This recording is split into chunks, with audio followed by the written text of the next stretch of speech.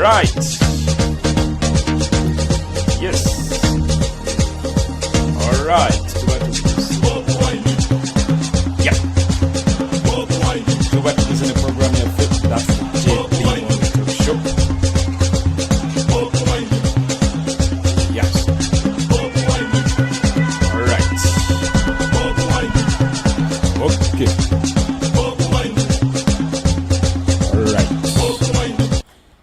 All right. Of course, akudde bwakawongezi eminsi ezimu bwakumaca ezimu abongera bwongezi ensi ezimu budde bwa misana naye yonna gye muli.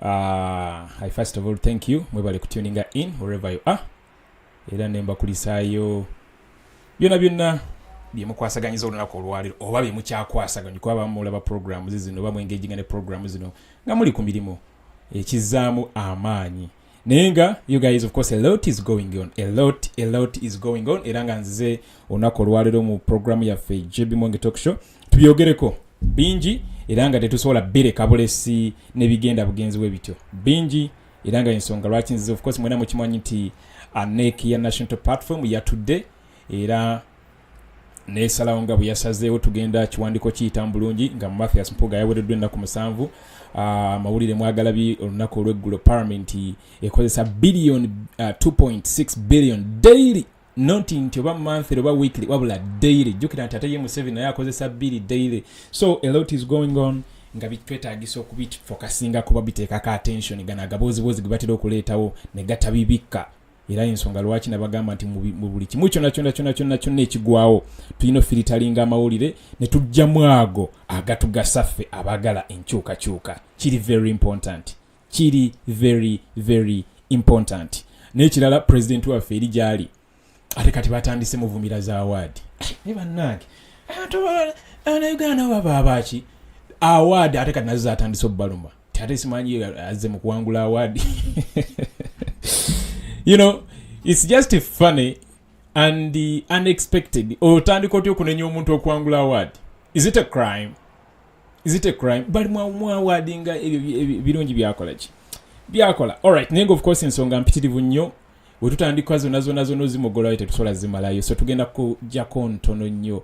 Actually the times iwandise article president of badde nungi nyo mujukire ntino Oscars nazo ezona it's a sure win sisubira sina we had a doubt a sure win it just prepare to celebrate that of course each and every success jituka ko twino celebrating at each and every stage yenchuka eno you know yeah sigama tubishira tujja kubeera amaziga nti wewe mama yaye nti atesimanyi bikino once in a while osmilinga ko wadde tewali bismiling sabiriawo ne once in a while I mean just once in a while so tutandikira ddala ku nsonga ya Mpuuga ono kuba ye kyalemedde mu ddiiro ekyaliwo nnyo nga sinona action agigenda deep like delving deep into okusalawo kwa national platform mukimanyi nti nno ensonga ya Mpuuga eno ereeseewo wegamba ejje y'abantu bulina ku betubadde tutamanyi etuleetedde abantu netulaga true colors zaabwe oba onfuna kyengezako okutegeeza nti the list of those bosobola okugamba nti naye ono kati takyasobola kubeera mwesigwa egenda ekula kuba jjukira nti nno kino ekintu kyeyakola kikyamu naye n'acknowledging nti kikyamu so kiba kitegeeza oli waavaayo n'amuwolereza abeera nga agamba nti kyakola kiki kituufu kyokka ye nannyini kukikola akulaga nti nno yakola ekintu ekikyamu kati gw'ovaayo ku media oba ku TV oba luddawa yona gy'oba ovudde n'owolereza ekintu kino obeera nga agamba nti kyakola kiki kituufu naye baganda bange kuba nkimanyi kuno kuliko abakulembeze teweesanganga mu situation gezaako mu buli kimu kyokola byonna byokola bikole naye teweesangako mu situation tokola kintu neweesanga mu situation nga NRM ekudefendinga byonna bikole kuno kuliko abakulembeza bagenda okujja maybe myaka nga 2-3 oba myaka 5 oba 10 of course NRM ejja kuba yava order naye I mean ne bana abaliko kolanga nnyo buli kimu kyokola ne teweesanga nga mu situation nga NRM ekwolereza yeah byonna bikole naye teweesanga nga mu situation eyo nga NRM eri mu kwolereza. Alright, okubayitiramu briefly, of course omukulembeze wa National Unity Platform ali ku ddaala lya Deputy President mu Buganda Region era nga ye Parliamentary Commissioner, era nga ya MP wa Nyendo Mukungwe yavaayo nga yakamala emyezi 6 mu Parliament n'asala ddiiru ku biseera ebyo, of course ng'olanya yakafa olanya yakaziikibwa, mukyajjukira ebiseera ebyo, n'asala ddiiru ne ba commissioners abalala ne beegabira ssente emiliyoni bali aba NRM bafuna bina, then ye Mpuuga ne yeegabirako miliyoni 10 byali bitano. Of course ssente zino zimenya All Leadership Act, ziri illegal, ziri immoral, kugamba kikola naye kenyini ya technology nga kikola kyali kikyamu. Naye nga bw'omanyi nti nno kizibu omuntu kwa technology ng'ensobi n'akola wamala kwa technology ng'ensobi kizibu okukola ekintu ekitagisa. Of course baabituulamu ku kitebe ekikulu ekya National Platform. President waffe yayita olukuŋŋaana olw'aba senior leaders, omwami ne yeetonda bulungi era ne bamusalira amagezi gwakeetondera ggwanga ku resigninga ku kifo ekyo ekya Parliamentary Commissioner ate era n'okuzzaayo ssente ezo.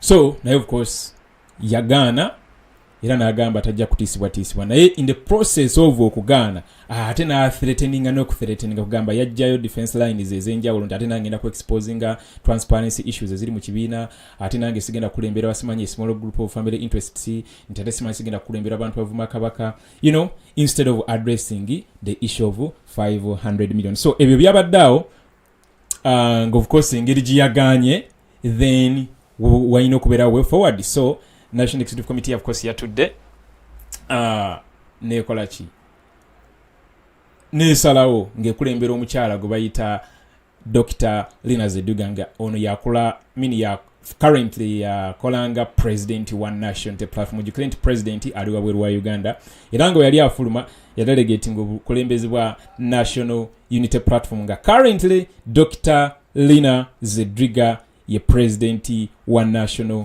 Unity Platform era nga ye yatuuzizza olukiiko luno. Of course lwabaddemu abakulembeze ab'enjawulo era ne lusalawo bwe ruti ekiwandiiko kino kikino njagala olize bulungi biki bibaasazeewo. Actually kankikuterekawo bulungi naawe obeere ng'osobola okwesomeramu. Ekiwandiiko kino kigamba, of course kyawandikiddwa nga 5 omwezi guno gwe nyini gwe tulimu ogwokusatu omwaka guno gwe nyini 2024 era nga kigamba nti Honorable Mathias Mpuuga, member of Parliament, Nyendo Mukungwe, Parliamentary Commissioner. Then notice to show cause why the party should not recall you as a Parliamentary Commissioner. As you are aware, the nation has been rocked by a scandal regarding corruption, abuse of office, and mismanagement of public affairs by the leadership of the Parliament of Uganda. Unfortunately, your name has been adversely mentioned in the said corruption scandal. You are specifically accused of sitting together with the Speaker of Parliament, Right Honorable Anita Among, and the 3 other parliamentary commissioners, and unlawfully allocating a total of 1.7 billion Ugandan shillings, 1,700 million to yourself as service awards on the 60th day of May 2022, while you served as the leader of opposition in Parliament. In the said meeting, you were personally allocated 500 million. In the said meeting, you were personally allocated 500 million shillings. You admitted both, of course, when wadde bamugamba nti no okimanyi bulungi nti ensi yaguddemu enchuko yaguddemu scandal nga yekuusiza ku buli bwenguzi n'okukozesa obubi n'okumanaginga obubi office n'okukozesa obubi public affairs by the leadership of the Parliament of Uganda. Nga ne Parliament ya Uganda nayo kenyini ensonga z'abana Uganda tezikutte bulungi. Era nga bamugamba nti no erinnya lyo lirabikidde nnyo mu nsonga eno era ng'ovunaanibwa okubeera nga watula ne sipiika ne bakomishona abalala basatu aba NRM ne mwegabira ssente eziri obukadde oba zino ozogere ntya mu Luganda kabaka mwanga 1.7 biliyoni kanyangu y'obudde ekyo mukitegedde ngira nga mwaziyita service awards nga mukaaga omwezi gwali gwa kutaano omwaka gwa 2022 ng'okyali leader of opposition mu parliament era nga mu meeting eyo kiraga nti gwegabira miliyoni 500. Wetuyongerayo statement eno ne bamujjukiza ne bamugamba nti you admitted both in the meeting which the president convened at the party offices on 28th February 2024 and the public you admitted both in the meeting which the president convened at the party office on the 28th February 2024 and publicly that you indeed took part in this action. Oh yes, bali bamugamba nti mu meeting president giyayita wakkiriza nti yes taking a part mu kino ne public arena lokola ki nokkiriza nti ne mulujjudde that you indeed took part in this action which we consider illegal, immoral and a clear departure from the values and objectives of the National Unity Platform. Go and mpuliriza kino kyekiwandiiko ekyavudde mu NEC. Yes. So, kyongera ne kigamba it goes against section 9 subsection 1 of the Leadership Code Act 2002 which bars leaders from taking part in deliberations where matters of personal interest to them are to be discussed. Importantly, it goes against our commitment to the people of Uganda to handle public affairs diligently and public resources with care. Nti wakkiriza mu meeting president giyakola ki giyatuuza ku party offices nga 28 ogwokubiri omwaka guno ne mulujjudde era nokkiriza nti nno kugamba weetaba mu kikolwa kino iffe kye tugamba nti nno kimenya mateeka si kya bugunjufu era nga kyawukana ne ku nkola yaffe ng'aba National Unity Platform nti era tekikwatagana na Leadership Code Act na mateeka agagaana abakulembeze okubeera nga beetaba mu kuteesa ensonga nga ziyamba bo era ekikolwa kino kwega kikontana n'obweyamu bwaffe eri Abanayuganda okubeera nga tugenda kukwasa ensonga ezimu mu bulambulukufu ne public resources with care. Kiwandiiko kikyagenda mu maaso kino ekyavudde mu NEC eya National Unity Platform. Koli yitane munno omulala ne video genda ng'ogiwa ekigalo just like such that it spreads beyond. Kiwandiiko kino ekivudde mu NEC era nga kisayiningiddwa Dr. Lina Zedriga Waru, acting president owa National Unity Platform. Mukono gugo sigine kyeyeyo kyengera ne kigamba nti nno at its sitting held on the 4th March 2024 to which you were invited but did not attend. Njagala wano mumutegerewo bulungi nnyo era njagala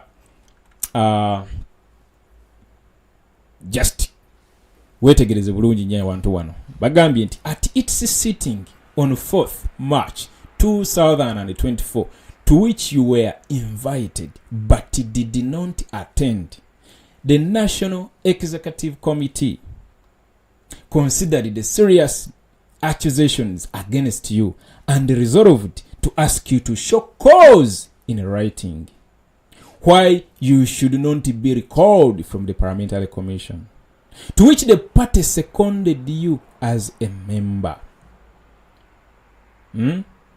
You are required to respond within 7 days from the date of receipt of these notes to enable the National Executive Committee take an appropriate decision. N'ateekako omukono Dr. Lina Zedriga Walu, acting president. Alright. Wano section ene sembye kugamba National Executive Committee meeting eno yatuulanga nnya omwezi guno olwalero nno 8 olwalero meka 8 yatuulanga nnya oyatuulanga nnya omwami Mathias Mpuuga baamuyita abere mu meeting eyo kuba ali ku kakiiko ako naye teyakajjaamu. Pino njagala ebigambo obitegeere bulungi nnyo.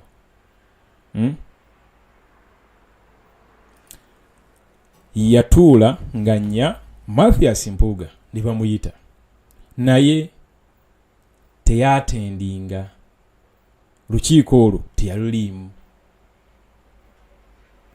Naye National Executive Committee yo kugamba yatwala ensonga eno ng'eri very serious, yatwala ensonga ng'ensonga erimu eggumba era etasaana kunyoomebwa. Era yasalawo nemutegeeza agiwandiikire akole response ng'alaga lwaki ekifo ekyo baba tebakimuggyako oba baba kugamba abaakisigalako. In brief, nga obwo buwandiike alina obukola mu nnaku 7. Ndowooza omufuna bulungi. Aba alina obukola mu nnaku 7. Kiba kitegeezwa banga kamala okulaba gundi eno yagirisiivinze ddi.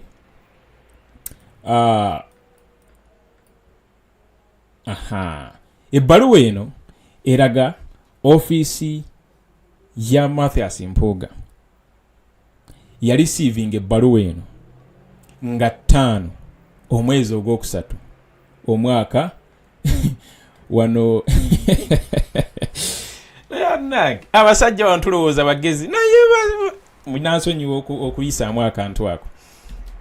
Kati ono assistant secretary oba yaani akola mu assistant secretary wa Mathias Mpuuga akola assistant secretary on behalf of the commissioner. Laba omwaka gwe yateekako kamalo gukulaga wano akagambo JBMuwonge talk show kaguzibye ebintu ebimu binshemeza munonga abashigazi muriyo erizowa lwabakurungi abasigazira baye bali mu kukola omwaka yateekako 2023 kyokanga twavaayo dda 2024 tuno twakamuvugako emyezi 2 n'ennaku meka ennaku 8. Alright, that was a mistake yakolebwa yalaga balo yagirisivinga mwaka gwedde. Anyway, mbadde njagala kukubalira nnaku ezisigaddeyo for the person of Mathias Mpuuga okola response on this issue. Kugambye nti bamugamba nti at its sitting on the 4th March 2024 to which you were invited but did not attend. He was invited but did not attend. The National Executive Committee considered the serious accusations against you and resolved to ask you to show cause in writing why you should not be recalled from the Parliamentary Commission, to which the party seconded you as a member.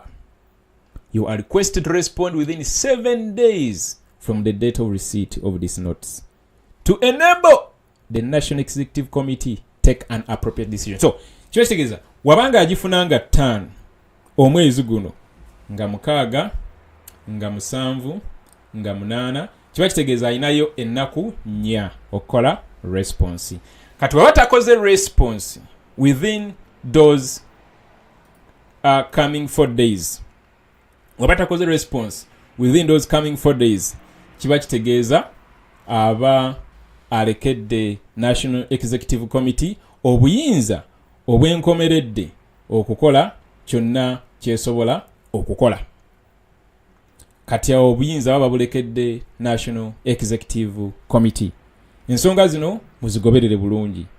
Wadde ziyinza okutama n'ogamba nti ate tuzimazeeko obudde bungi nti ate biki naye nedda nze nyina engeri gye nzirabyemu ate endala nti buli we ziremedde mu public domain abantu bazze bayogera ebigambo ebitakwatagana n'omuntu gw'osuubiramu okubeera nga ajja kubeeramu n'ensi agambe nti naye nedda omukulu yasobezza alina okugambibwako. Let me remind you one thing. Oyinza okukiraba in this perspective nti singa obukulembeze bwa National Unity Platform I'm just ngamba bugambi nti singa ngeza bugeza singa obukulembeze bwa National Unity Platform bubaddemu abakulembeze at the National Executive Committee nga ne president waabo si His Excellency Kyagulanyi Ssentamu Robert. Take an example, singa bubaddemu abasajja nga ba Muwanga Kivumbi nga bali at the top, nga mulimu Sseggona, mulimu Bannamboze, mulimu Bassemujju Nganda, sijja kukulimba ensonga eyo tebandi gikutte bati bandi badde bagibikkirira era tewali n'omu yandibitegedde. Kyandibadde kitegeeza ki? They are buried into the Museveni card. Kyobola banga bonna bavaayo bacriticinga nti lwaki tuba tuyina okuvaayo nti exposing abakozeseza obubi office. Naye olw'ensonga nti this is a new breed of leaders, this is a new era, yensonga lwaki ensonga zikwatiddwa bwe ziti nti omuntu yenna agenda okubeera nga akozesa bubi office dino lyekkubo ebeere lesoni eri abasigadde abalala nti National Platform egenda kuba yanjawulomu kubakozesa obubi office tewali byakubikkirira. N'owobeera nga gwandi ku lusegere gwe lusegere lwange gwe nnamba emu wange wano oba gwe nnamba bbiri whatever, kasita obeera nga okozesa obubi office tewabeerawo byakuteesa nti ate kumala kutuuza bakika, kumala kutuuza bagombolola, kumala kutuuza ba district commissioners n'ebirala. Nedda, evidence alabise nti ye okkiriza nti ye alright there and then tewali byakumala ate kumala mwezi mulamba nti ate bikinedda, evidence wali nti wali okkiriza gwe yakikoze nti ye alright there and then. Lwaki? ebereresoni eri abalala. Nalabyeyo abakulembeze abamu nga bagamba mbu simanyi omusajja Mathias Mpuuga simanyi tumuzimbidde ebbanga ddene. Ekintu ekyo kankikomentingako bwenti nga njagala okuva ku nsonga eno tugende ku nsonga endala kuba ensonga nnyingi nnyo. Saagala babalimbe ne kaadi ezo era nagambye ku live talk show eno ngenda kyogerako. Mwenna bali ku live broadcast eno ku ssaawa eno abali mukundaba, abamu kummwe mu graduations, abamu kummwe muyise mu masomero ag'enjawulo, muyise mu universities ag'enjawulo, tewabaddeyo nkobazambogo. Now I'm looking at the fact that abamu baleeta card defense card zaabwe nti abasajja babazimbidde ebbanga temumanyi sente ze bataddemu and all that kind of a talk.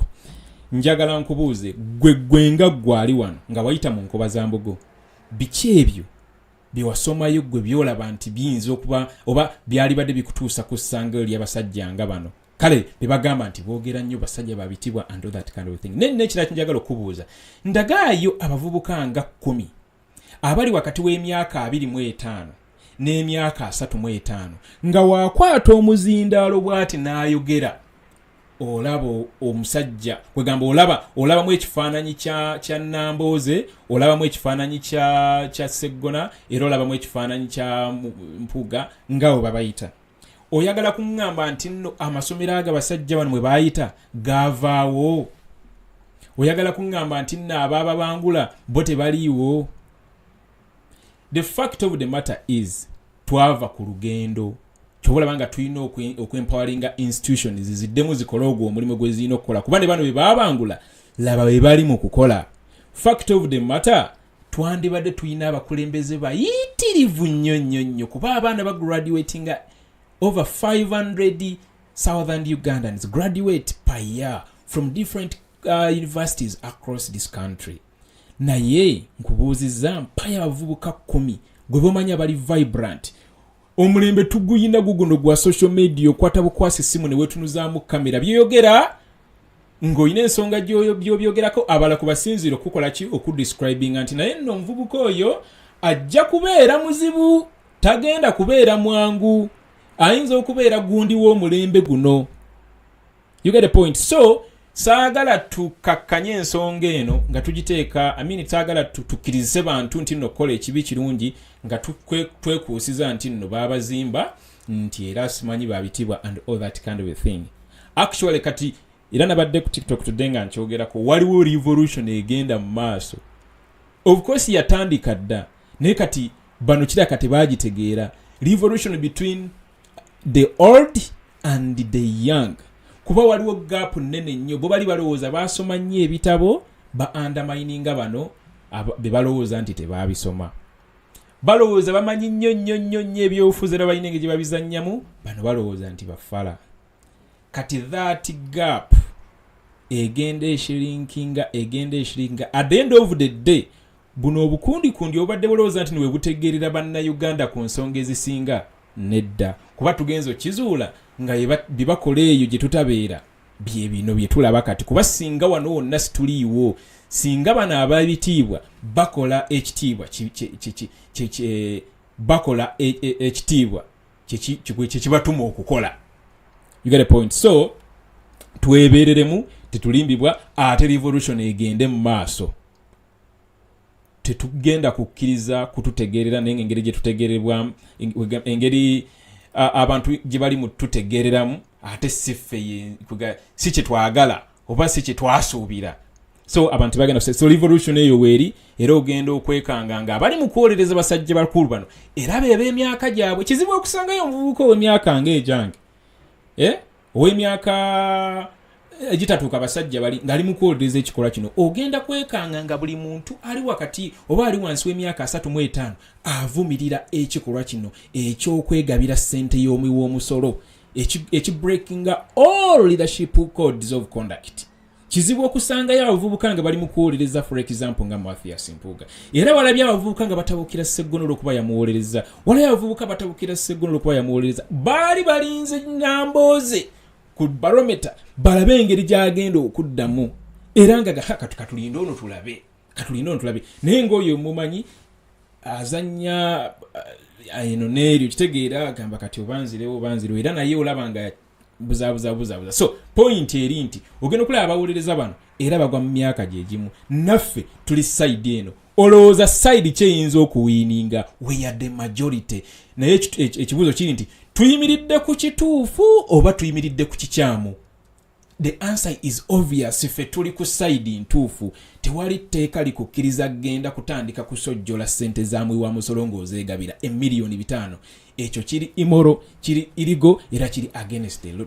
Of course bagenda kozesa oluzungu luyitirivu nnyo okuki authenticatinga, okukikkirizisa nti nno kituufu, naye artist mu bantu ba bulijjo oluzungu lubakozesa olwo lukakali nnyo. Ffe twagamba tujja kukola ekisoboka tujja abantu tubibannyonnyole babitegeero ne balimbira mu luzungu. So ensonga eyo tugitwalenga eri very serious, kubanga the future is not tomorrow or next year or the other year. The future is today and now. So tugende ku nsonga endala, ensonga nabagambye nnyingi nnyo, eyo nayo bwetyo bweri. Tulinde bulinzi obubaka obugenda okuva eri Mpuuga nga respondinga ku nsonga eno gye bamugambye okubeera nga addamu ababuulire lwaki baba tebalina kumujja ku kifo ekyo. So guidance nga maliriza ku point eyo, guidance gye twandifunye mu basajja bakulu bano yeeno ey'okugezako tukkirizisa nti nno wobeera mu office osobola okukolayo buddirudiru awo, kasita gwe obukweka ne batabukola kino batakulaba, you get nti kolina roga gwe kasita obeera mu public office awo ofunayo kawaazi tula n'abasajja abo musale. Kuba kati njagala nkubuuze, singa tebe exposinga kintu kino gwandibitegedde otya? Nkubuuza gwe gwali mu kulaba video eno, wandibitegedde otya? Ngeri beerira musimbi gola musajja kuzimba lubuto omusamu butafaayo. Alright, let's dive into another issue. That is of course Parliamentary twagitegedde dda ye ekozesa ssente mpitirivu nnyo naye kansooke nve ku nsonga eno endala waliwo wano ensonga ginadde njagala okukoonako. Where is it? I think yeeno. Alright, waliwo ensonga eno eri very important. Oh, by the way, wait a minute. Olunaku olw'eggulo, of course, omwami ono yayiseemu Lubega Vincent Nsamba era nga Makerere ekyali red, Makerere ekyali blue, Makerere ekyali white, and those are the colors of the national interplatform. In brief, Makerere ekyali under national interplatform. President yavuddeyo na kugana amwebaza era obubaka bwe wadde brief tebabadde buwanvu nnyo, yadde agezaako okwebaza Makerere University era yagambye thank you Makerere University for trusting the national unity platform stroke people power for 6 years in a row, from Julius Kateregga, Sempija Ivan, Nambasa Shamim, Alionzi Lawrence Dangote, Maseruka Robert, and today you voted Lubega Vincent Nsamba. I congratulate him for emerging victorious amidst very many challenges and obstacles. As I congratulate you, Comrade Nsamba, I implore you to use your position to advance the cause of the people's struggle for freedom and democracy. I congratulate our institutions team for a job well done. Yuyo. Mirundi mukaaga. Kino kikulaga ki? Kikulaga nti n'omunayogera bipropaganda bitya against abantu abagala okuleetawo enkyukakyuka tebigenda kukola. Tebigenda kukola. Ago ge mazima agateekweka gayolekera mu bikolwa nga bino. Nti yes, olumu ogera n'owulira propaganda mungi nnyo against abakulembeze abali at the forefront okuleetawo enkyukakyuka eno. Kati nga kusaawa eno bali ku but olunadda mu criticize nga president nti lwaki bamwadde awati. We are no longer just kasajja ku mutima oba okitegeera, because eyo nayo it's part of the struggle okulabisa Museveni internationally kuba yali yerungiya outside Uganda era nga wonyumiza omuntu nti Museveni mubi akugamba agwaliko ekikyamu omusajja akola bwati ne bwati ne bwati naye kati ali exposed beyond the meaning of the word. Ali exposed beyond the meaning of the word. Ngo of course bintu bingi ebireeseewo ekyo. Of course nawe kenyini nga toli Uganda n'oba oli Uganda kyona kyokola contributing in one or the other provided oyina kyokola. Nsibamba gamba nti each one of us tuyina uniqueness zaffe mu ngeri gye tusobola okubeerako ebintu ebimu bye tukola. Gwe weezuule otule ku makyudde ogambe naye nze nga nze nsobola kukolera ki enkyukakyuka eno. Womala oku-identifying ekintu ekyo, make it a routine. Ojja kwekanga gwe kenyini nyino ojja kwewunya results z'ojja okufuna. Newe kinaabeera kiki, newe kinaabeera kikasita okikola consistently ate ng'okyagala ojja kwekanga results. So mbagamba at the end of the day it's those small dots that keep adding nitufunamu ekintu ekyamakulu. Naye nga above all tetupowa, tetuggwamu ssuubi, tetuggwamu hope, tetuggwamu maanyi. Yagalagana kkiriza lekayo olunaku lugenda kukya Museveni takyaliko. Yes, naye the question is always one, are you going to be part of that success story? What are you going to tell your kids? What will you narrate to your grandkids nga bali wali bakubuuza olubasoma history, because like it or not DC struggle oba NUP people power, let's say in year 2090 or 2070, it's going to be in the African books of history. Bagenda kuba basoma ku revolution yeno yagalagana kkiriza lekayo. But are you golinyumiza kya abaana nga bakubuuza nti daddy papa tulaba wano musajja yawambanga abantu nasiba abantu bano yabasiba emyaka emeka, bano Olivia Lutayo no John Bosco Kibalamaya yamubuzaawo biki tata kikigweyo, papa jajja. Try as much as you can to inspire those kids then. Okay, tugende ku nsonga endala. Of course lwalo lunaku lw'abakyala era nga omukulembeze waffe yayisiza era obubaka n'agamba to all the courageous and resilient women in Uganda, I extend the heartfelt wishes to you this Women's Day. You are the backbone of our beloved country, the pillars of our struggle for democracy, and the champions of our rights. Let us remain united and continue striving for a brighter tomorrow for ourselves, our children, and the generations to come after us. Happy Women's Day once more. Of course, twina ba comrades, abawala, ba mothers, abasibiddwa mu makomera kati balina musango. Abaana bano boolaba wano mu kifaananyi kino be bamu ku abo abeekalakaasa omwaka oguwedde era ku lunaku luno. Naye beekalakaasa baawambibwa ne basibibwa. Obalaba bano olunaku luno lwennyini walaba president ayimiridde nabo waliwo ba comrades oba baava United Kingdom babagulira overalls ezo, babagulira ebyambalo ebyo era recently ne babeera nga bayibakwasa mu butongole. Beba n'abaana bano olunaku olwaleero era tebatudde era balina obubaka bwe bayisizaawo,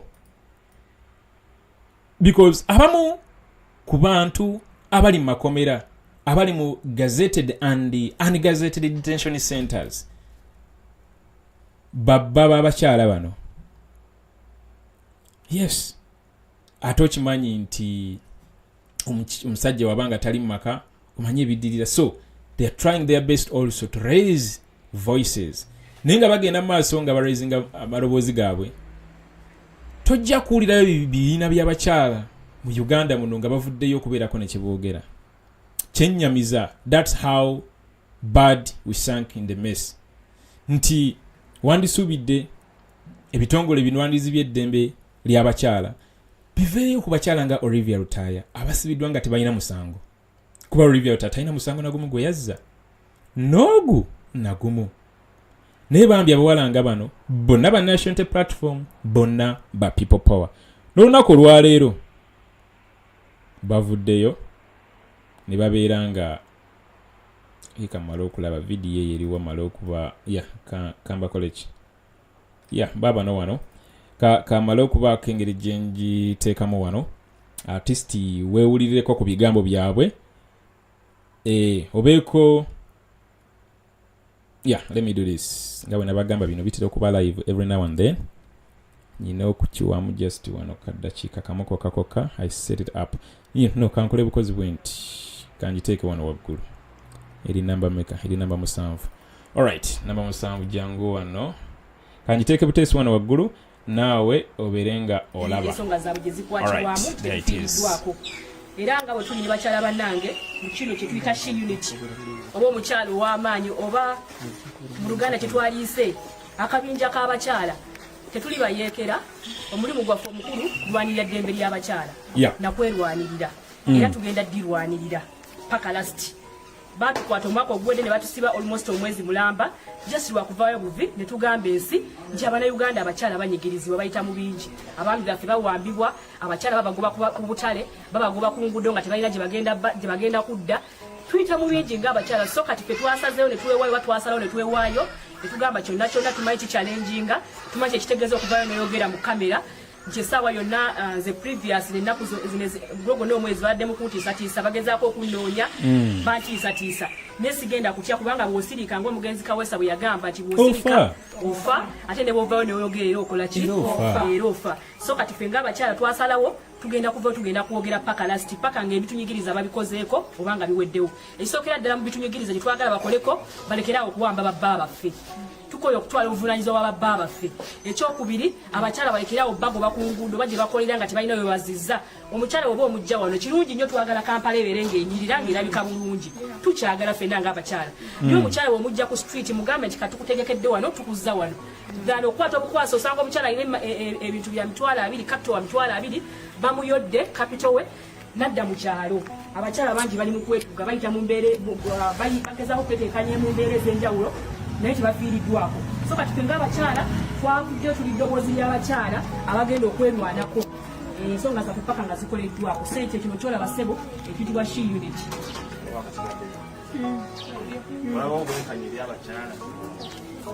Nze kampe nkademu.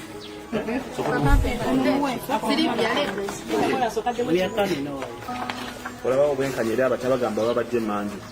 Tewali bwenkanya bonna eri abakyala amanya gange Viola Angel. Waliwo mukyala munnaffe yakawambibwa bamukomezaawo bamuyita Kemigisha Sharon. Bamukomezaawo ne bamusula ku kitebe ky'NUP. Omukulu ena nga avaayo n'agamba agenda mukwata omukyala oyo era ng'agamba nti no yeewambye. Omukyala oyo yawambibwa ne bamutwala ne bamukolako byonna ne bamukoze kuba omukyala oyo yali mu mbeera mbi obudde buno. Naye omukulu ena nga avaayo n'agamba nti omukyala oyo yeewambye era n'alaga nti gwe omukyala wadde bbaawo baamutwala bagenda kuwamba bakutwale ate era bakubuuzeewo bakukoleko byonna ebibi era bakomyewo bagambe nti gwe weewambye emusango gusigale ng'era guze ku gwe kwegamba omukyala n'asigala ng'anyigirizibwa bakutwalako bbaawo oli mu mbeera mbi walabirira abaana walabirira ewaka buli kimu kyokka w'oyogerako era ne bakuwamba ng'omukyala oyo ali mu mbeera mbi era sitiiru omusango gwaze ku ye kati era nga twagala omubuuza ani yawambye omukyala oyo kubanga yatugambye nti yeyeewambye tuze tulaba abaami bangi babawamba ng'omwami w'oyo omukyala bamuwamba ne bamubuzaawo poliisi yajjanga etugamba si ye mulina era nga tebamanyi nti nga ffenna tetumanyi wajali twamwekangira mu kooti nga bamuleese nga poliisi ye muyina kyokka omukyala ono yakomyewo bamusuula busuuzi ku kitebe ky'NUP naye kennyini tamanyi gye yali poliisi etugamba ekintu kimu nti yeyeewamba kati ekituufu kyeki kuba ne poliisi bennyini beewambye era nabo ebyegaana kati ffe tukakasizaawa nti omukyala ono yeewambye ffe ng'abakyala tunyigirizibwa mukyala munnaffe ono Olivia Lutaya amaze emyaka 4 mu kkomera alina abaana bannange Museveni yonna gy'oli omukyala ono muntu nga ggwe era naye alina abaana ng'ababo mukyala Museveni naawe obulumi obuyita osobola okuwulira omukyala ono bw'ayitamu abaana gye bali mukyala muzadde abaana be tebamanyi naki kyatuuka ku maama waabwe bannanga abakyala mutufeeko tukooye okunyigirizibwanga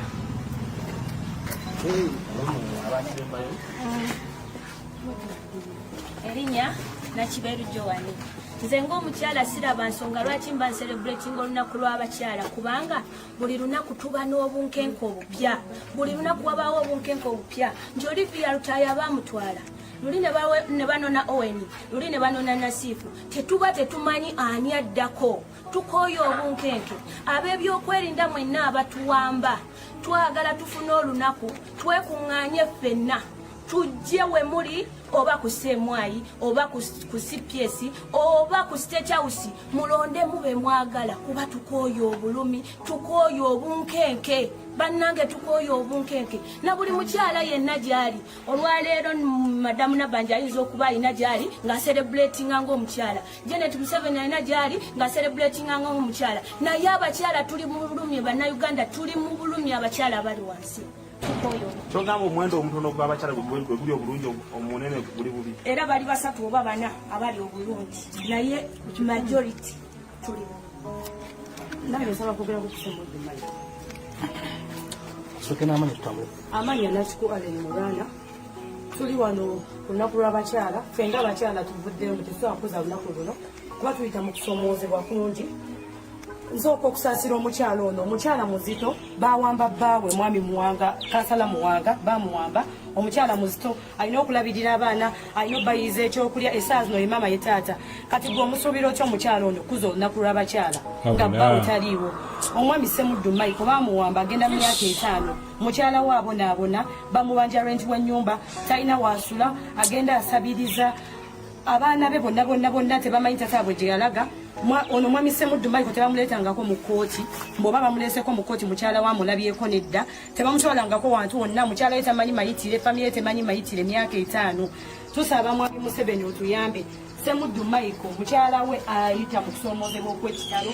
mukyala we talina mmere tusaba waba Ssemuddu Mike bamwita bakomyewo amagumba famire ye muziika etegere mbu Ssemuddu Mike yakola ki yafa ne famire temanyi mayitire tasobola kuza olunaku lw'abakyala nga talaba bbaawe byebyo mwami Museveni tusaba otuyambe Olivia Lutaya mukyala muzadde akyali muvubuka mwana muto yaleka obwana buto obwana bwe tebumanyi gyali tukusaba mwami Museveni yonna gy'oli tubukimanyi naye wazwalibwa mukyala tosobola tugamba kuza olunaku lw'abakyala tube basanyufu nga tuyita mu kusomoozebwa okw'ekitalo era ffe tukugamba bw'oba tosumuludde bantu baffe totusuubira kuba na mirembe era ffe twavayo okulwanirira abakyala nga shield tugenda balwanirira oba kufa oba kola kikuba woyogerako ofa ate era woosirika ofa byebyo ebyaffe bye tulina Bring back our people. Bring back our people. Bring back our people. Bring back our people. Bring back our people. Yes, twalaga obutali bumativu olaba na Uganda bangi we bayitamu naye twalaga obutali bumativu abakyala engeri ensonga zaabwe gye zikwatibwamu tetufiiriddwako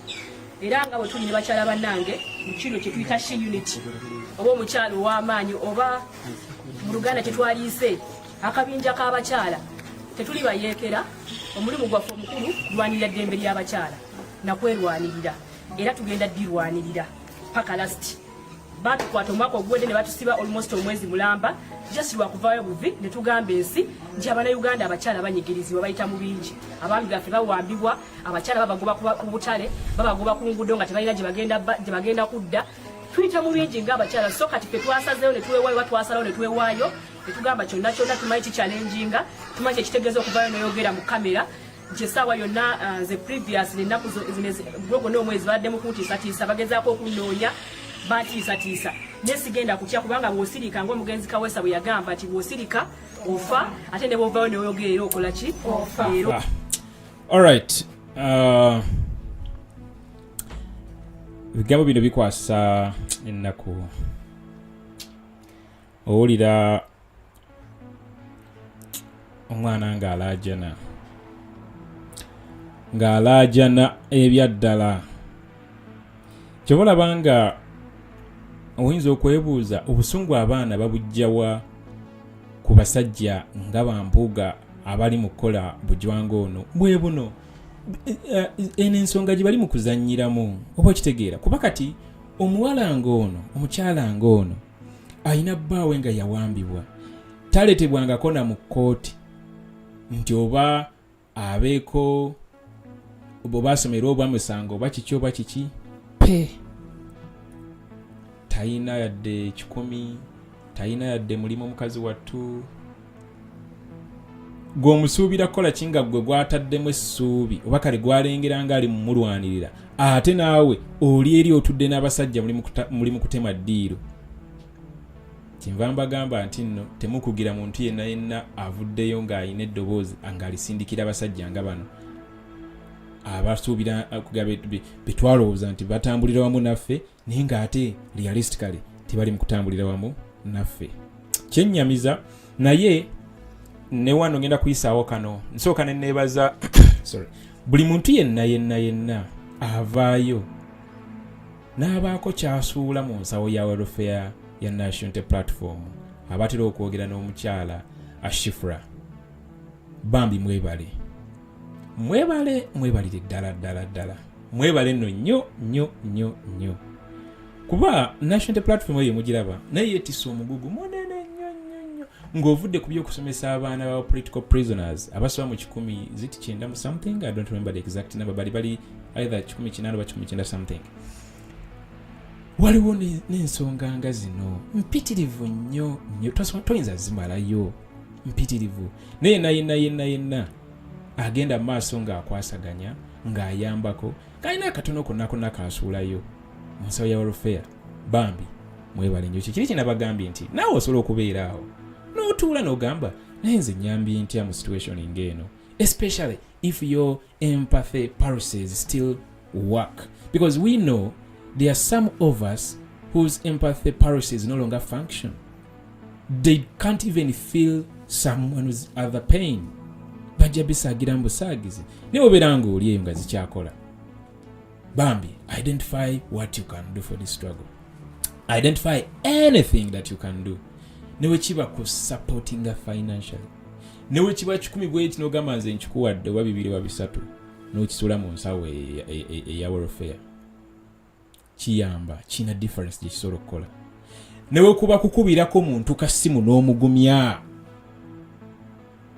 you get the point newe kuba muwaayo kadde dakiika nga 2 n'omuganja njagala kwogerako bambi n'omukyalo oyo kale n'obaako obuga oyinza okubanga oyina ekitone ekyo oba kale oyina skill eyo ey'okukakkanya omuntu oba kale ey'okumufiiringisa nti ebintu bijja kuba birungi abantu abamu beetugana okwetugana baba mu bulamu bw'ensi eno. So, just identify. wezuule beerako nekyokola. Okay. Nsonga of course mpitirivu nga bagambye tuyinza obutazimalayo mpitirivu. Waliwo ensonga ya parliament. Bino byonna nga bigenda mu maaso. Abasajja bali mu parliament bali mu kulya omusimbi. Bali mu kwegabira omusimbi. Gwe Uganda tuyina ssente mpitirivu nnyo. Only that tuyina leadership. Era singa tuyina leadership ng'esobola okuteeka to proper use the taxes that we pay, the huge amounts of money that the government borrows externally and domestically. Singa Uganda ekulukutamata govanga okubeera ng'omuntu omu akozesa emiliyoni 4 wiiki emu. These are facts guys, sigamba nti no propaganda. Yeah, amawulire gaaganaga Daily Monitor gafulumiza yobanga teekewo ntya nandigabatereddeyo wano naawe kenyini olabe bulungi. How should I do this? Nkole ntya? Nkole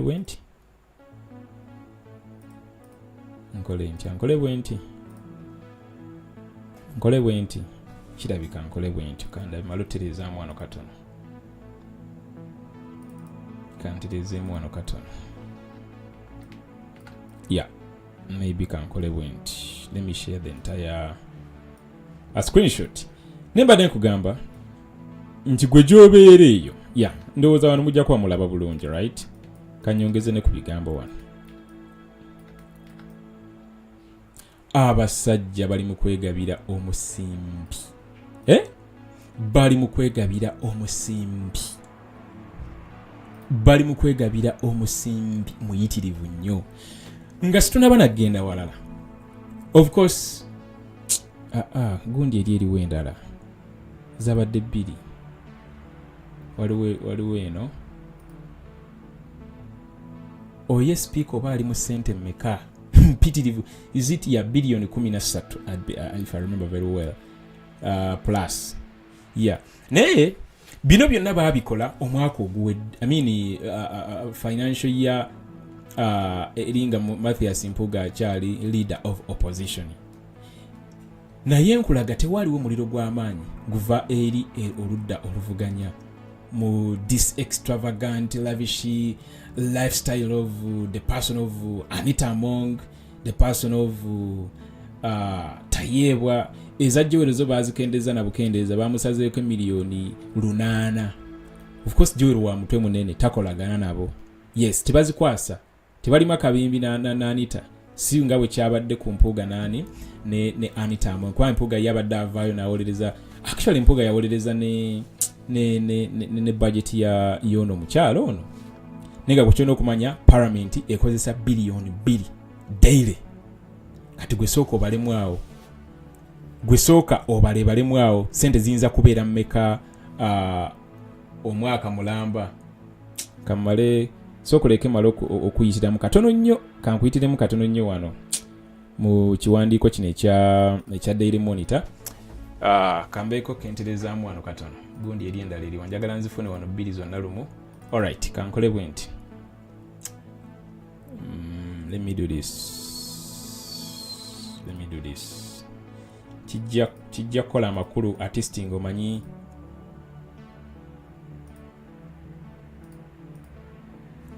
Alright. Okay. Kijja kola amakulu mangi.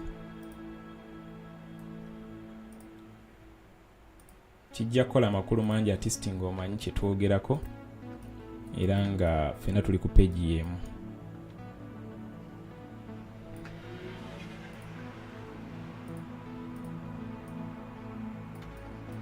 Yeah.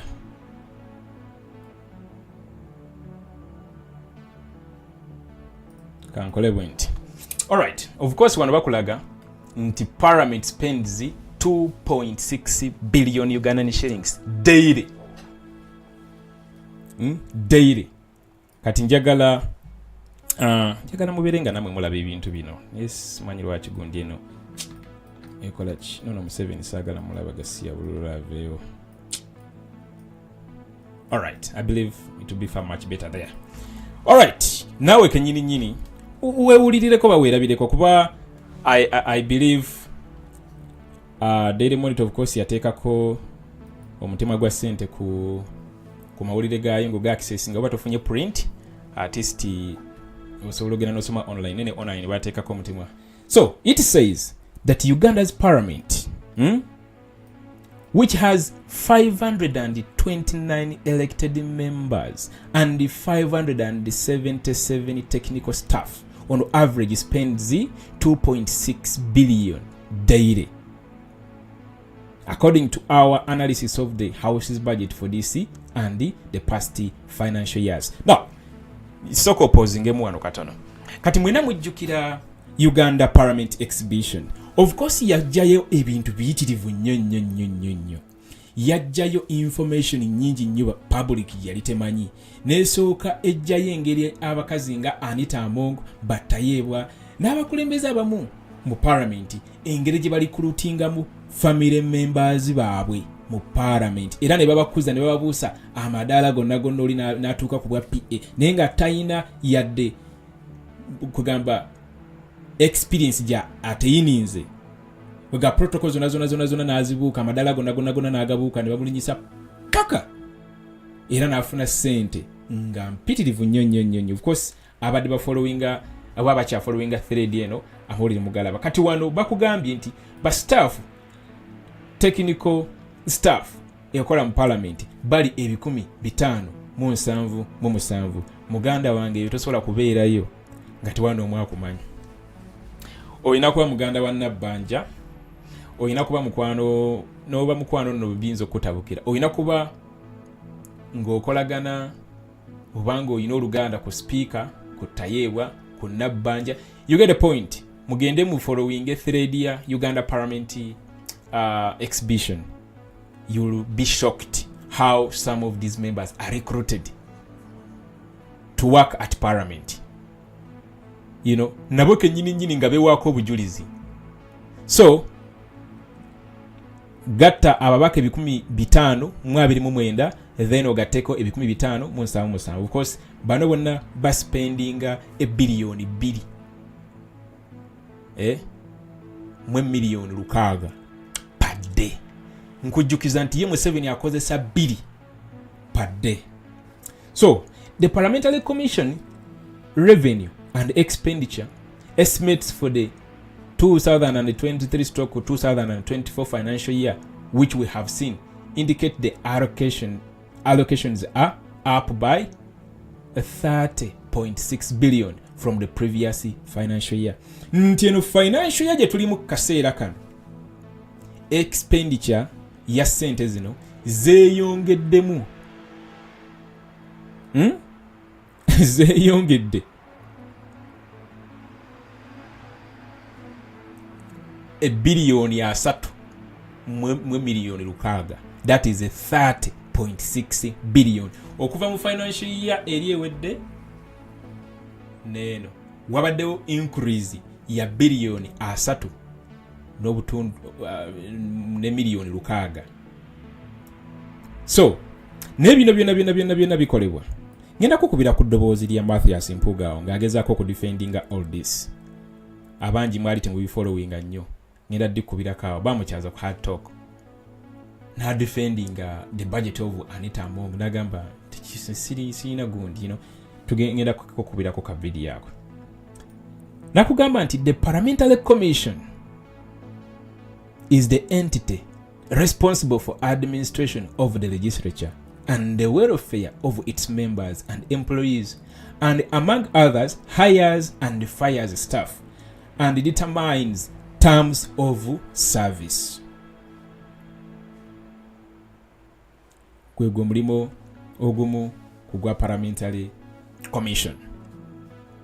Mpuuga wagala alikoleze ki yaiveeko. Of course sente mpitirivu nnyo eziyiziramu awo kyobola banga omusajja yagambye gwe mumanye ekifo kye munzijjako mwe baana mmwe kifo mwakimpa nammwe mukireke munveeko. Lusegona n'agamba musajja sente obwo yatwala miliyoni 5 obwo just tebuyina mu makulu bwebadde bugenda okulaakulanya Uganda. Bwebadde bugenda okulaakulanya Uganda. So tugende maaso. Sente mpitirivu nnyo, mpitirivu. Details of the draft budget show a marked increase in allocation to the offices of the Speaker of Parliament and the Deputy by 5 billion and 4 billion respectively. Esente zino budget eraga nti esente zalokitingibwa Speaker zeyongera mu biliyoni ezo 5. Then eza Deputy Speaker nimweyongeramu biliyoni 4. Then eza Joel Ssenyonyi zo bazikendeeza bukendeeza. Eza Joel Ssenyonyi mu kifo kyo eza munansonyi w'okwogera Joel Ssenyonyi eyo mistake. Eza office ya leader of opposition bazikendeeza bukendeeza by 800 million. Of course bakimanyi. In the past financial year, the budget of the Speaker's office was 8.2 billion. That of the Deputy Speaker's office was 7.4 billion. While the one for the leader of opposition was 4.4. Hatugende mpolo bitegere bulungi. Ti financial year eri eyaggwa. Esente ezaallocatingibwa mu office ya Speaker zaali biliyoni 8 mu miliyoni 2. Eza Deputy Speaker nga ziri biliyoni 7 mu miliyoni 4. Ngeza leader of opposition ziri biliyoni 4 mu miliyoni 4. Kwetuli bulungi tuzamu followinga bulungi ensonga zino. Mpola irunga abantu sigenda papa nnyo songa muzitegere bulungi engeri sente zammwe ze mwesasula engeri gye engeri gye bazigabananga omanyi nga wona ayiwa omuceere engeri gye gusaasaanamu. So then nkukubire ne ka video koyo gwosuubira ali mu parliament nti yagenda okulwanirirako zino sente zikendeere ojja kubeera shocked. Tukomye ku 4.4 billion. The records show that the money as signed to run the office of the leader of government business, which is the alternate of the prime minister, reduced by 1 billion to 2.9 billion. Of course ene yagundi ono mukyalo ono atamanyi byayogera nabbanja. Holding a 945.5 billion budget for the current financial year means the House of People's Representatives, whose core jobs include legislating, representation, and oversight, on average spends iliwa wano gundi sagala mbulate. On average spends 79 billion monthly. Obwakitegera nti parliament eyo gye mulaba buli mwezi spendinga biliyoni 7.9. Ezo biliyoni 7.9 bw'odividinga mu emirundi ena kiba kitegeeza parliament spendinga biliyoni 18 ne miliyoni 2 buli wiiki. Ekitegeeza nti spendinga biliyoni 2.6 buli lunaku. Osobola okugenda mu maaso ng'okalculatinga paka wootuuka ku buli ssaawa oba ku buli katikitiki. Nga kiba kitegeeza buli ssaawa parliament eyo gy'olaba erimu ababaka 529 ne ba technical staff 577 ekozesa emiliyoni 108 buli ssaawa. Bebonna abakulembeze bamwe bali mu parliament. Kati bwe tubagamba buli lunaku nti Museveni's government spends too much on administration, mulowooza tuli mu politics. Tetubeera mu politics, tuba twogera reality.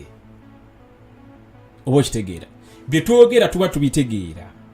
Lwakuba bano banjogera luzungu baba buzaabuza najja nga asibye ettaayi, nolowooza nti no byayogera birimu oba eggumba kamukubireko wano omulabe engeri gyali mu kunnyonnyola n'oluzungu olungi okukkirizisa nti nno yaaliwa wano.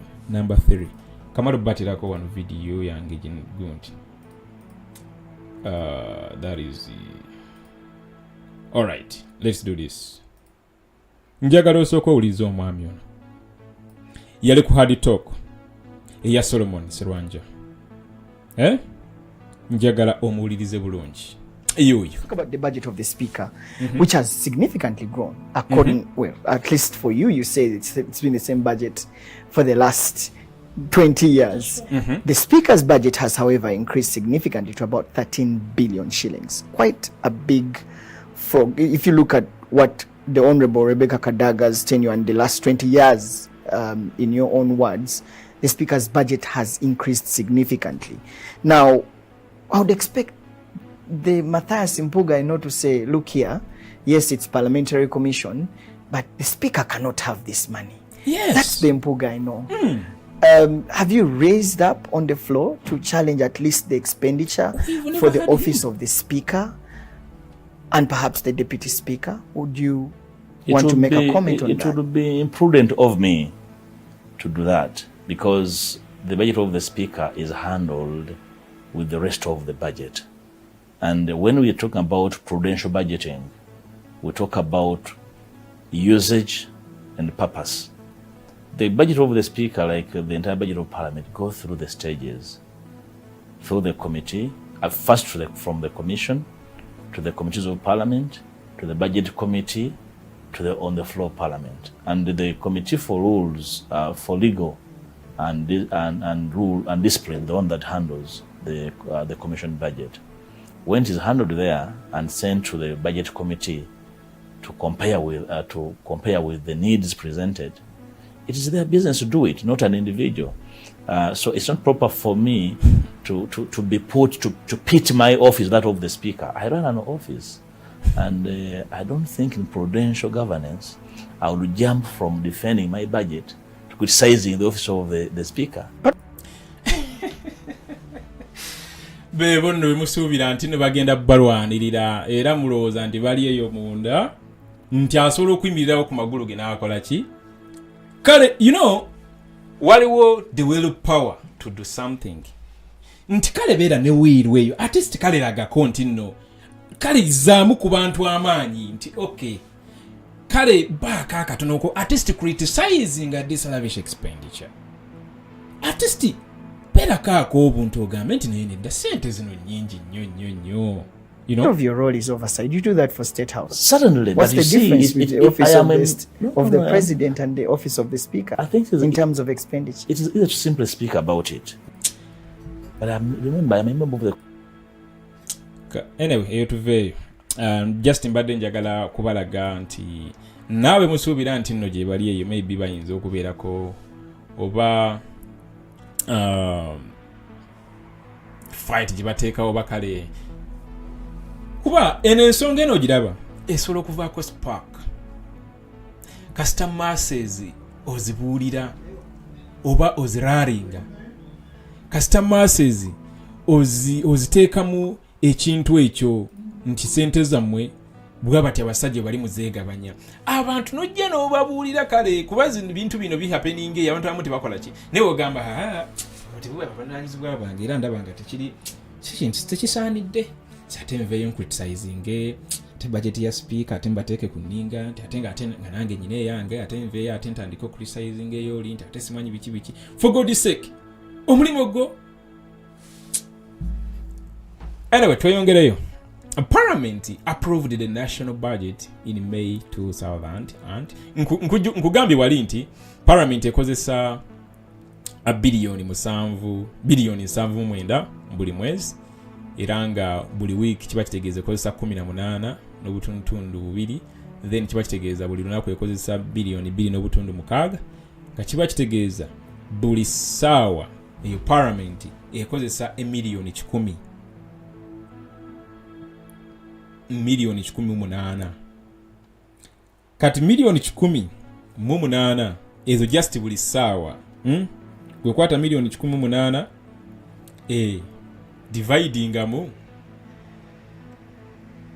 buli dakiika so kiba kitegeeza buli dakiika 8 eyo parliament ekozesa miliyoni mu mitwalo 8 nga buli katikitiki sente empitirivu already tweyongereyo iyi n'engeri y'abasajja gibakola ki gwe yenna ali eyo kuno nalabyeko abantu abafollowinga program eno nga bali mu bifo ebyenjawulo abali Mateete nalabyeko bakomreza abakomentinga nga bava Mateete bava Kyebondokoto nalabyeko bakomreza abakomentinga nga bava Nakasongola mu video ezimu nalabyeko abakomentinga nga bava Ggulu nalabyeko abakomentinga nasanyuse nnyo nengamba wow guys push this message back ku bantu bammwe nti abasajja bali mu kwegabira bwegabizi sente era yo parliament esaana kusalako kiringa bwe tunagamba nti twekolemu mulimo gwa kakadde nga kalamba akabana Uganda tugisaleko bonna tubakoleki tubagobemu tujeddize fe abana Uganda bwe kisaana kwa for God's sake gutunulira amasomero agali mu bitundu byo gwali Mateete somero kyeriri Mateete nga MP minister asololi twalamu omwana we weriba jeriri gali ameka malwalira ameka nga bwalwala bamutwalayo gwe kyogamba nti yo bulamu bwe bwanjawulo nnyo ku bubwo gwe kyogamba toyagala kgenda mu ddwaliro ddungi mwenna ate musasula ki omusolo ate gwamusasulira actually gwamusasulira ezimubeezaawo ez'amafuta ezimugulira emmotoka and all that kind of thing kyaba alina okukola bwe buvunaanyizibwa bwe okumakinga sure nti n'ogwo omusolo gw'osasula it returns back in a form of services enguudo ennungi amalwaliro amalungi amasomero amalungi kati ffe national front twagala kujja tubagambe nti ne debe natugenda bikola naye tugenda kutambula ne ttiimu ng'ekolera ddala ekyo kye twagala kukola kyolabanga omukono gw'ekyuma gwakutte ku musajja gwe bayita Mathias Mpuuga kubanga yakabeera mu parliament emyezi 6 boom nga yatudde dda n'abasajja ne batandika okwegabira ssente service award nga tamanyi na byagenda kukola tamanyi na burden gye yeetisse kuba yali tabeerangako leader of opposition nga tamanyi na mirimu kuba kiba kitegeeza nti okay maybe teniyo yandiweddeko kale yandikoze ddiiro ne bamuwayo emitwalo kale bukadde nga 2 maybe yandigenzo kiraba kana akalimo tekadde stressing nnyo miliyoni 5 nyingi bazeegabira yakabeera mu kifo ekyo myezi 6 kiswaza ate enkola gye bakikolamu prime minister teyaliwo of course kyali illegal tetulina nakyennyonnyolako nnyo explanation tuziba wadde wano mpitirivu nnyo lwaki kyali illegal lwaki kyali immoral era nga kigoinga against our core values as the national platform a party that is at the forefront claiming era showcasing practical and theoretically nti egenda kubeerayo yanjawulo tugende maaso wano kati of course gundi eno mpanvu nnyo byonna sinza bimalayo ninjagala artist njagala mbasiigire ekifaananyi kyemusobola okubeera nga muyimirirako kwezi ensonga zimuba muyimiridde nti wali wabaddewo omuvubuka eyatugambye nga ate alifaalinga ku facts nga si bya palapasi nga akubuulira ensonga era yagambye bwati ne bwati naawe genda osange wano obukakafu banange nsiba mbagamba nti kwegamba twettanire nnyo okumanya beyond we tubeera tukoma let us invest in knowledge wobeera nga ebigambo by'oli mu kwogera osobola be backing up n'obukakafu obw'enjawulo tewali muntu n'omu ayinza kukusinga ku argument gy'obeera raisins so ebintu bino ebimu babitukweka mu buwandiike era ffe abamu bwe twakitegeera nti babikeka mu buwandiike kwe kuvaayo once in a while ne tubeera nga tusobola okubisiigira ensi ebitegeere era kyenva mbakubiriza nti shonga zino bw'ozisanga wano munange tolaba bulabi nyiga kashia button yako sheno yeeyongereyo abantu abasinga bakole ki bagirabe kuba ebintu bino twana omwagenda bikunnyonnyola ku TV oba ku radio tewali n'omwagenda bikunnyonnyola bawayiso bagezaako naye bw'atuuka waba hitingira ennyo TV nga bagisalako nga bagenda mbulanga abruptly nga tebamugambye namuga because information gyagenda okweggwanga eri toxic ebuusa abantu bangi, you know. So gwe show nyiga bunyizisha button yeyongereyo abantu basinga berenga bakola ki basobola okugiraba. Kandabe wano waliwo ekirala ekyamaanyi ekyo kyekibadde ekisinga okuba ekyamaanyi, kyekibadde kisinga okuba ekyamaanyi ennyo. Of course eno article mpanvu nnyo nyinza osulawo wano nga ngikola ki nga ngisoma yiyo mpanvu yiyo yonna osobola okgenda nosachinga mu WhatsApp JBMuwonge.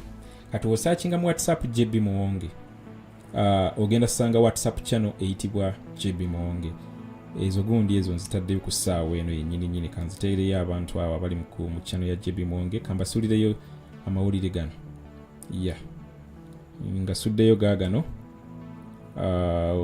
Onaaba shene ewedde ojja genda ogasangeyo WhatsApp channel eyitibwa JBMuwonge. Alright, kale tweyongereyo ku nsonga endala yeyo parliament yammwe.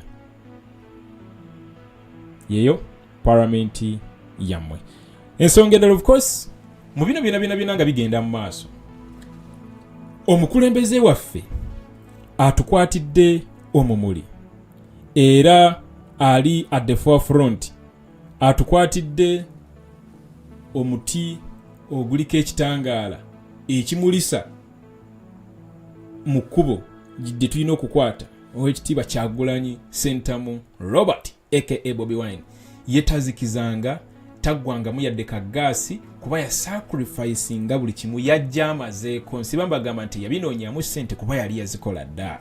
Yali akola shemu ng'asobola okufuna miliyoni 5. Isho emu bweti gwe nakugamba bugambi gubala bubazi isho ebanga eyingiddemu abantu emitwalo 4 buli omu ng'omukyajinze emitwalo 2 ze ssente mmeka. Hata agikoledde ku beach ye sigamba nti agenda sasula ekifo anedda tagenda sasula. Waliwo ebyennyanja, omwenge, biki chips, biki byonna gwe bala ssente z'abaakoze mu shemu. Kati yajja bino tabinoonyamu ssente kyolabanga yabalema okugula. Bagezaako of course kibagezaako ne bigaana. So ye tatudde era akyatambuza message. Naye olw'ensonga nti Museveni nga bwe nakugamba oli nti alina network of enablers not only in Uganda but even outside Uganda. Essente ezimuyimirizaawo azijja bweru wa Uganda.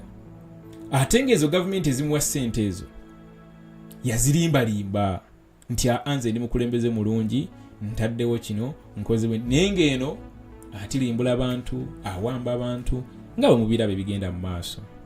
So president n'agamba nti nedda omusajja ono tulina omulabisa n'eri jjajja ssente ne tukikoze tutya. Of course nakozesa nga tulina kikozesa tulina kikola nga tulifaalinga ku facts. Kwe kubeera nti ebintu byonna ebibadde bihappening president badde bajja babi document nga babikwata ku kamera obukakafu obwo. Okomekeriza ate nga tewaliyo omusajja Christopher nembwayo Moses ne babicompiling nga ne bigattagattagatta ne bakola mu documentary eyo ng'eragira ddala kiki ekigenda mu maaso naye ng'eri best ku byaliwo mu kalulu akawedde akabiri 21. Ka documentary ebunyensi yonna buli agirabako agamba bro which country is this? Bino biri real oba bifaking? Abantu tebakikkiriza kye balaba. Tebasuubira nti wayinza okubeerayo dictator asobola okukola ebyo Museveni byakola. The guys ali brutal nnyo. You know? So in the process bagenda bali cognizinga Kyagulanyi buli gyalaga. Mubegako abadde ne ba Hillary Clinton ngali mu category yemu ne papa babani kimuni kwegamba okulwanirira kwenkyukakyuka ya Uganda n'okulabisa Museveni internationally wano okumutuusiza president waffe kibolanga bamukuba nnyo tebaagala agendeyo buli waagendayo nga bagasimanya agenze kunona ssente z'abali babisiyaga because baagala mumala mu maanyi baagala kusiga kifaananyi nti you know mukitegeera bulungi. So currently yazzeeyo kuba akyalina mission gy'alina okuggusa okulabisa kuli kwe bayita Pro Max. Akyalina okulabisa kuli kwe bayita Pro Max. Era ng'olunaku lwajjo ibannange gundi yeeri wamu kiriwa wano kamalo gifuna wano mangu nnyo 1212. Alright, kanjifune wano. Olunaku lwajjo president yawangudde kugaye bamulikogonaizinze ensi yonna. Alina award tagiyakoze. Yagambye yataddeyo actually post olunaku lwajjo n'agamba, last night we were humbled to receive the Green Carpet Fashion Award as the featurist. Very humbled to receive this prestigious award alongside the legendary fashion designer Vasek, musician John Legend, and Antonio Guterres, the United Nations Secretary General. The Green Carpet Fashion Annual Awards show unite the power of fashion and entertainment for positive transformation. The Green Carpet Fashion Award celebrates people and organizations that are crucial to collective transformation in communities worldwide. Obakitegeera era nga of course wotunulira president waffe ettuluba eryalugwamu bulungi. So this year's awards were co-chaired by the Green Carpet Fashion Award founder Livia Fath, actress manya g'abaana bazungu nago mazibu ga kusoma naye kasita mu birabaawo era nga sigenda gasoma gajja kuntawanya nnyo okusoma. Kandabe wano of course bano bamanya bokka nenjagala mu kintu kimu, activist and founder of the SACO NGO. Annie Lennox, Minister of Indigenous People of Brazil, Sonia, and the Uganda Climate Justice activist Vanessa Nakate. Nakuterawo ebifaananyi awo ng'agikutte. Kati munnange bino binyiiza abantu. Ne of course teyakomyewo mugikwata, yagendeddeko ne speech ennungi era nayo kanjikubireko wano owulire obubaka bwe yayisizaawo. Buli wuba mukwasa akazindaalo oyo mukwasa kazindaalo. Sooka omuwulire. Celebrating art and creativity, like I said, of 35, mine right here. That's my president! To the world! You, yo! Come up!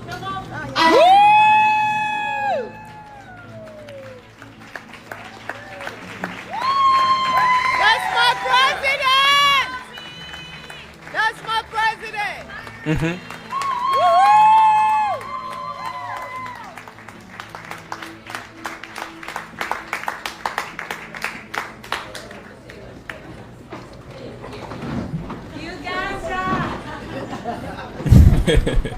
My president! Wow. Well, I grew up being told that it's ladies first, but when you are next to a very powerful woman like mine right here, you want to be the one to open the door. Woo!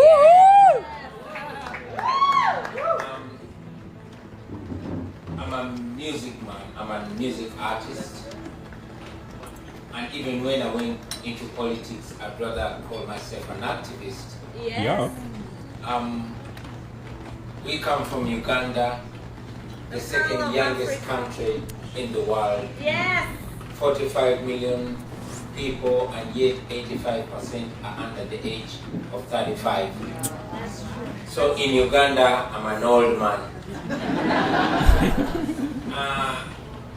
We are very humbled to be here today, to be part of the Green Carpet Fashion Awards, celebrating art and creativity.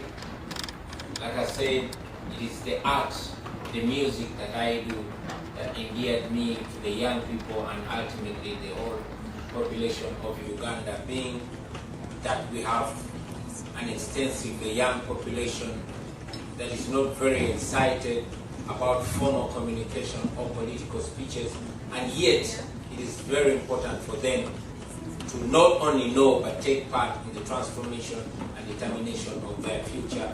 We use our music, creativity, art and poetry to communicate what's important and to encourage them to take active part in the leadership, because we know that everything rises and falls with leadership.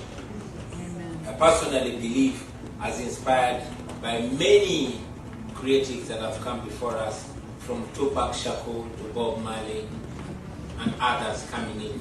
And yes, like Tupac said, I'm not sure that I can change the world, but I can guarantee that I'll spark the mind that will change the world.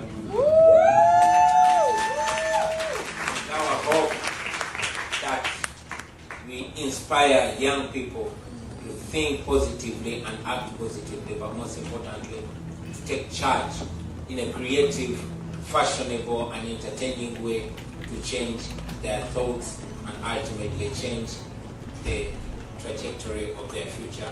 We're very, very humbled to be here, very glad to be representing our country and our generation in a positive way.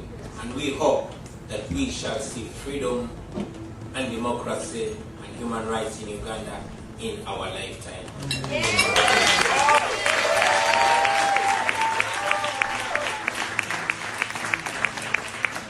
And to be before you this evening and to be in the same room with iconic people like Vanessa. Vanessa, our country is very proud of what you do.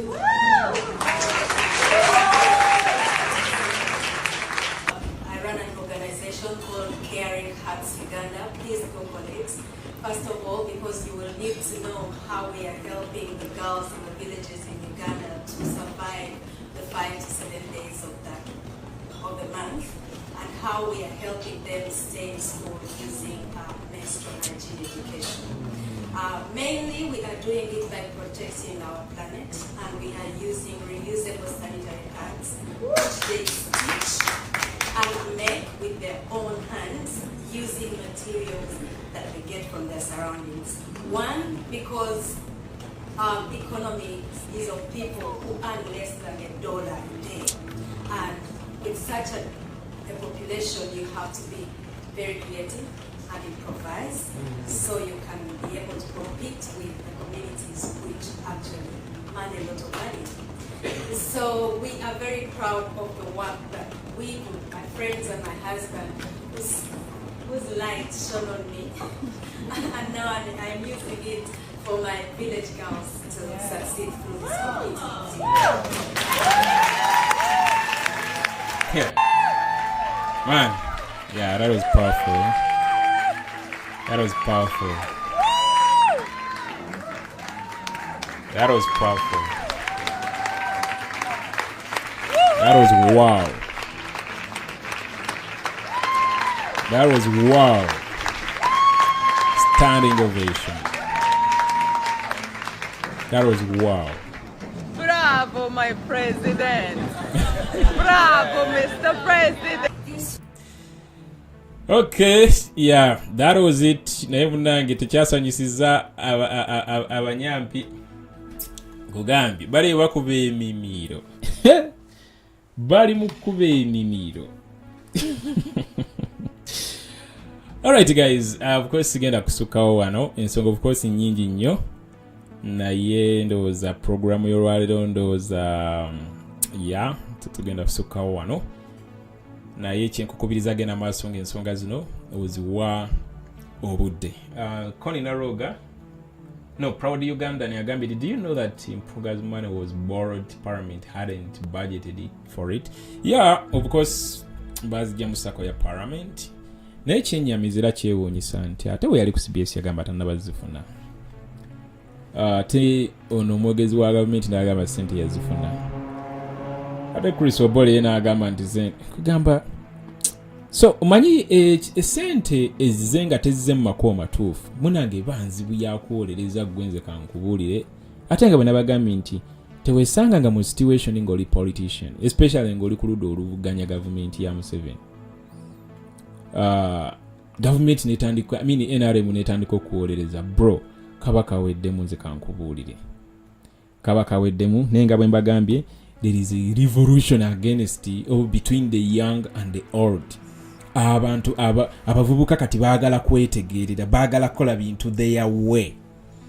Eyo revolution tegenda kukoma nze kankubuulire bano abasajja obudde bwabwe buweddeko iffe tusinga obungi tubawadde obudde bungi nnyo buyitirivu nnyo naye obudde tubawadde bulinaku ffe tumanyi nti bali mu bukola ki bali mu bulyamu biki obudde bali mu bukozesa to their own benefit. You get so eyo revolution eno guno omujiji guno tegugenda ku backing down. We are not going to back off. Kino njagala nkikubuulire kubanga first of all tuli mu mulembe nga information is spreading at a very terrible speed.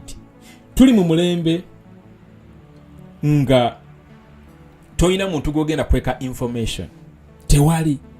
Ebiseera biri bana basajja bajjira into public limelight and all that kind of a thing bakozesanga ma radio era nga date waabwe kizibu nnyo mu exposinga kubanga walindanga bulinzi kusoma mawulire gabukedde ga Daily Monitor olyoka olabe kiki naye kati buli kimu kiri ku social media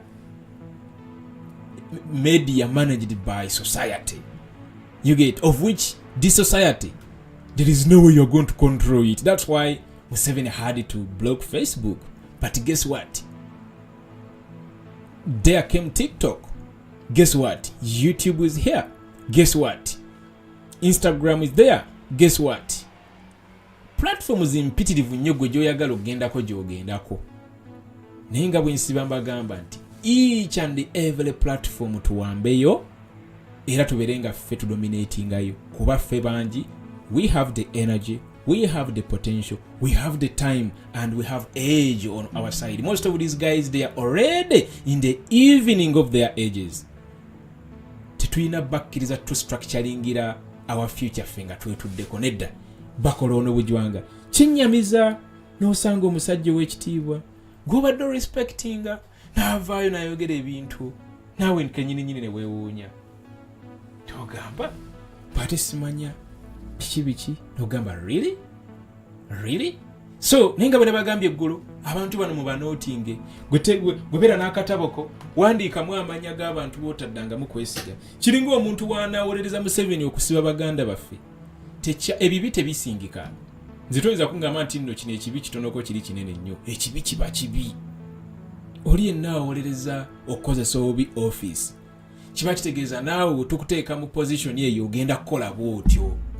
Kyekitegeeza kyolabanga duli waliwo omwami yakuba wane essimu bamuyita Tebandeke alisaidize eyo olwengo yali agamba simanyi Mpuuga engeri gyeyetonze asonyiwe simanyi biki kiba kitegeeza oyo tumuteeka mu kifo n'akwata omuntu ng'akoze amanyanga gano tayina the courage ku taking a decisive decision tajiina oba action tajiina era agenda mu kwekerera. So twetaagisa obukulembeze obuli bold obusobola okutekinga decisions eziri painful mukadde akazibu ennyo kuba kati bino badde baagala tusooke tutuuze baakika ate sima tutuuze ab'enganda nedda evidence waali nti waali omuntu akinology nze ensobi ye nti kyekirala kyokyayagala bw'ate ensonga baagikutte obi nti ate biki how. So guys, we are the future and the future is today. There isn't any tomorrow. Tomorrow is today. Because wetunaalinda netulinda obudde tebugenda kola ki tebugenda tuuka. We have to act now. So twabawo n'omwaka kutiisatiisa bw'ate simanyi bino ebiriwo simanyi bigenda kukyusa simanyi bigenda kukakanya ate simanyi bigenda ku biki and all that kind of thing. For God's sake kyonna ekituukawo kiri ffe tuli on the right side of history. Tuvumirira okukozesa obubi office.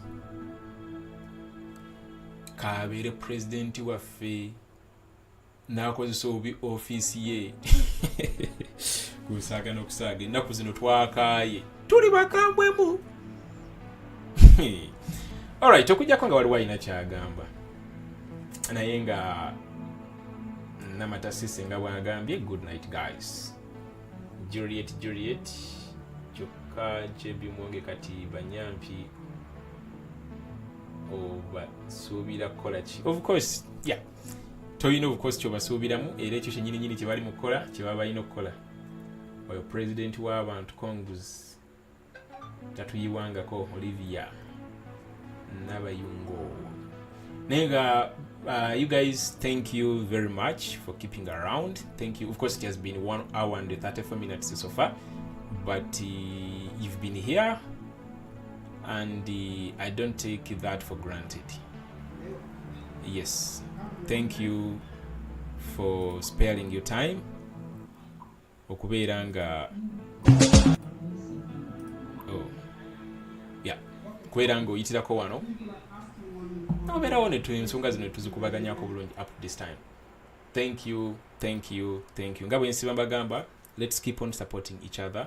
Munankyukakyuka gy'omulengera nga ali ku mazima. Of course tuyina bangi abamu nga batwerimbise mu bwerimbisi naye ndowooza basinga bali kubeera ku TikTok eyo bannange. Gwe obuvubuka buli ku TikTok eyo bwefuula obwenkyukakyuka naye nga nobeera mu comment section yawo nga buvuluzi olumu ntera okuyitirayo naye baaba. So tubeegendereza abamu, si buli muntu ayogera nti nno ayagala change nti abeera agyagala. Olumu babeera baagala kozesa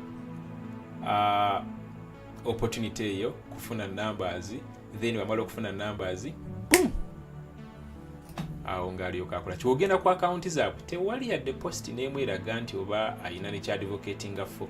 Naye ngeno mu comment section omulaba nga ali busy nnyo, simanyi biki naye otuuka ku profile ye nga talina yadde any video ekwatagana ku byaki, omusearchingako ba ku other social media platforms nga talina nawalabikira. So always take a note of that. Bangi batwerimbiseemu naye nga bye bakola si balambulukufu era nga si beesigwa. Yes,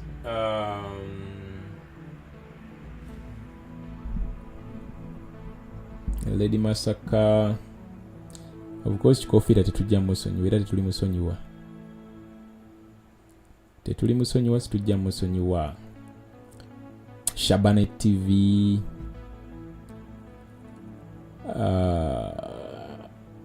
you guys are very many.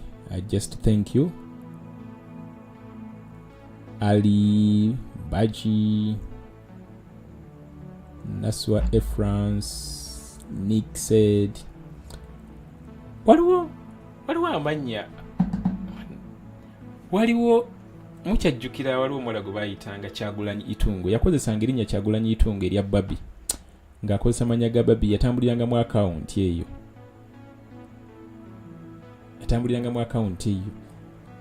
niye yabeeranga nnyo mu comment section oba yalaga wa olwo omulala bamuyitanga ni bannange Road bannange. Road yatukubira kana akayimba yaddawa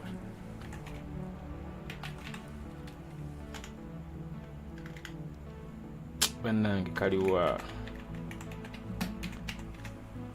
kana akayimba kano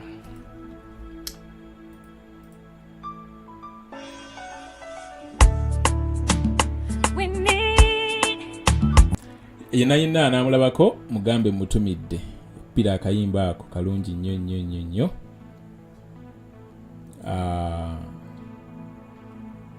Rose Media UG, respect bro, webale kuweereza muganda wange.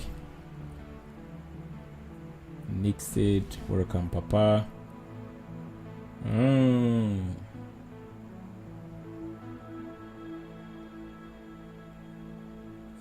Okay, let me wind up. Akadodi kano ndowooza engeri gikatugulirawo era ke kajjo tukola ki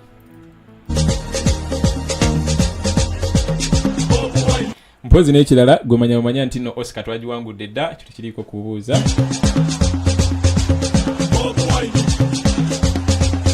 Ndowooza g'omugamanyi mateeka tekiriiko na kubuuza.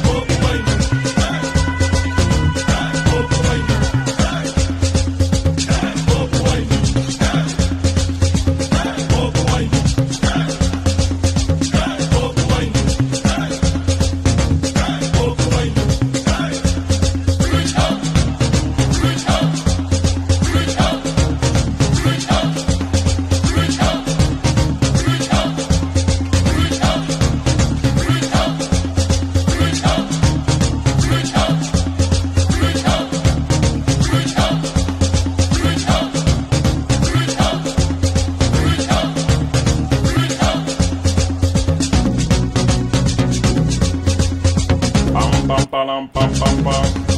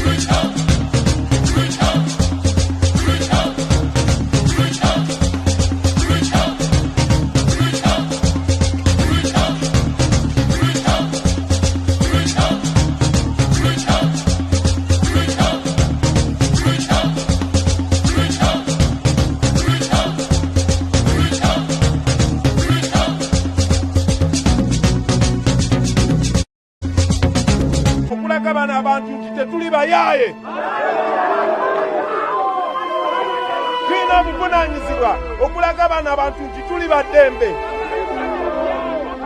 bavubuka bannange ensi yonna yonna yonna si Afrika yokka naye ensi yonna yonna etunuulidde Uganda.